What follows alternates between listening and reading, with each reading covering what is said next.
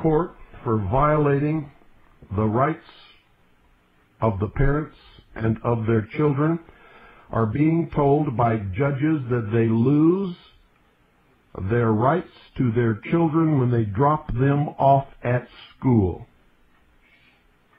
That's correct. How can that happen? Well, it is happening in America, spelled with a K. A nation that, despite its glaring flaws, is the very best in the world. They say they see no purpose for a patriotic ritual when the flag is a symbol of discrimination. Can you believe that? These are school teachers that are teaching our children. They claim that they are citizens of the world, not of the United States. And I say, if they're not citizens of the United States of America, round up their ugly asses and put them on a boat and kick them the hell out of this country.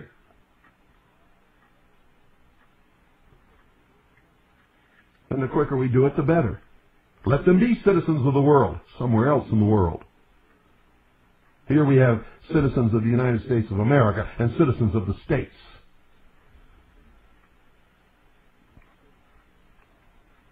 They don't like state citizenship either, ladies and gentlemen.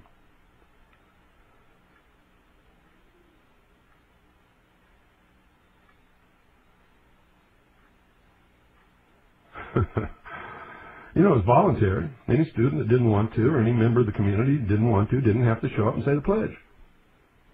Nobody was being forced. But guess what? The Arizona Repulsive, which is one of the two socialist newspapers, one of the only two newspapers we have in Phoenix, Arizona, both socialist, both owned by the same organization, by the way. One pretends to be conservative. You see, all across the country, ladies and gentlemen, in every city, there's at least two papers. One will pretend to be conservative, and the other one is really socialist. Both of them really are socialist, if you really read them and understand what's going on. In the Arizona Repulsive, in a cartoon called Benson's View, it shows Hitler standing with his arm raised to the American flag, with Far Reich on an armband around his sleeve, holding a little child in a death grip, and it says, quote, "I force allegiance to my flag of the Gestapo States of America. Stand up straight, kid, and to the repression for which it stands, one mindset and a threat undiscussable. Keep that hand over your heart, punk. With discrimination and injustice for some, like them no-good poor and minority folk," end quote. You see what these scum-sucking, puke-faced, socialist, rabid dogs do to the truth? The truth was an American principle. Put forth an idea whereby anyone in the community, students, parents, community leaders, anybody who wanted to come to the school, before school started in the morning, and just have a little flag-raising ceremony and say the Pledge of Allegiance, could do so if they wished. No one was forced to come or would be forced to come. The teachers got up in arms and threatened to walk out, claiming that they are citizens of the world, not of the United States of America. And you wonder why your children are so screwed up? And then the Arizona Repulsive prints this disgusting cartoon, which is a total lie.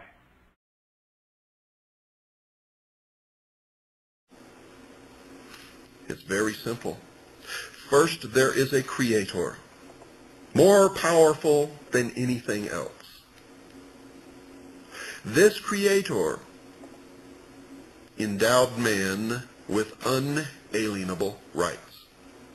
Now, I travel around this country and I hear people talking about inalienable rights. Forget it. There are no such things as inalienable rights. The correct term is unalienable rights. Endowed by the Creator, not by the Constitution and not by the government, but by the Creator.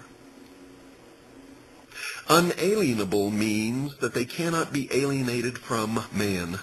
Man himself cannot contract to give them away, cannot throw them away, cannot brush them aside, cannot discard them, for they were given by the Creator and cannot be taken away, not even by yourself.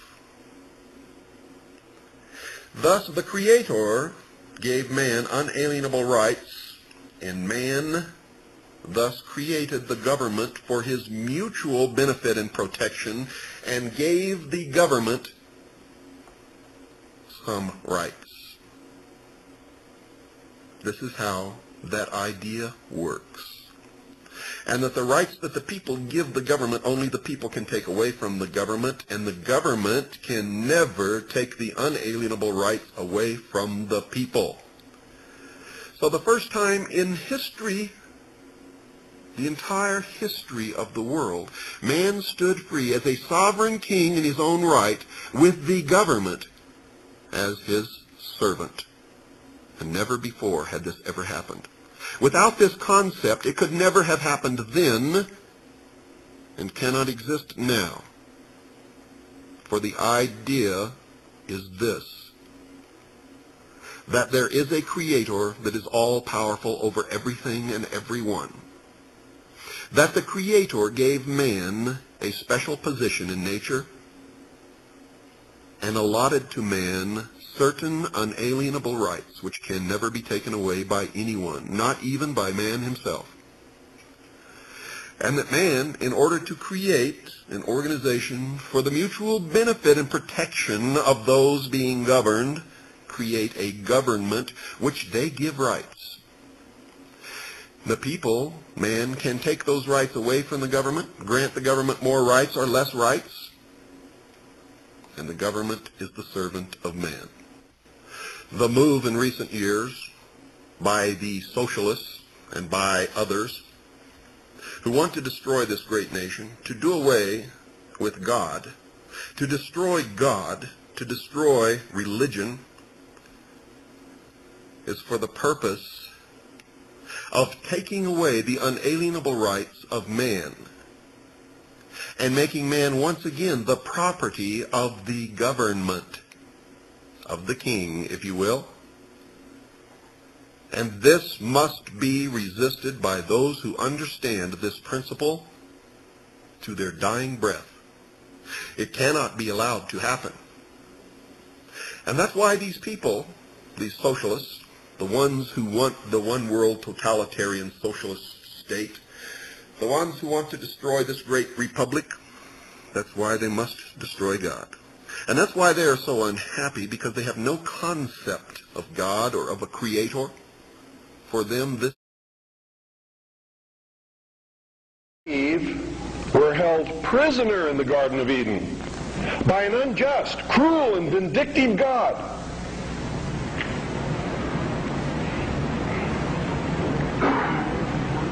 Until Lucifer, through his agent Satan, set man free from this garden by giving him the gift of intellect. Through the use of intellect, man will conquer the earth, will conquer nature, and will himself become God. It's taught in every Masonic temple in this land. Every secret brotherhood, every secret society,